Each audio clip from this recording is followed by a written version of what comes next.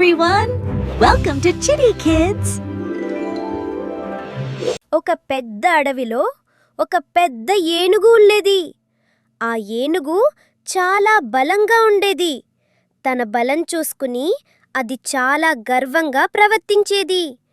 అడవిలోని చిన్న జంతువుల్ని చూసి, మీరు ఎంత చిన్నవాళ్ళు, మీరు ఏం చేయగలరు అని నవ్వుతూ మాట్లాడేది. ఒకరోజు చెట్టుపై ఒక చిట్టి పిట్ట ఉండేది. ఆ పిట్ట చాలా ముద్దుగా ఉండేది. అది అందరితో మంచిగా మాట్లాడేది. ఏనుగు ఆ పిట్టని చూసి, నువ్వు ఎంత చిన్న పిట్టవు, నన్ను ఏమీ చేయగలవు అని ఎగతాళి చేసింది. పిట్ట ఏమీ కోపపడలేదు.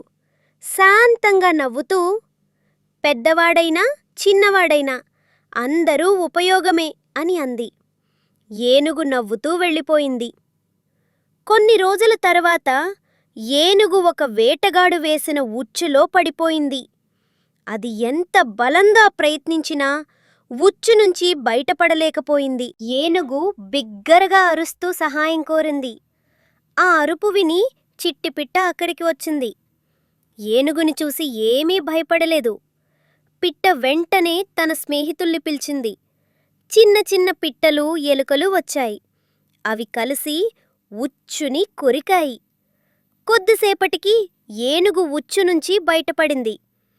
ఏనుగు చాలా సిగ్గుపడింది.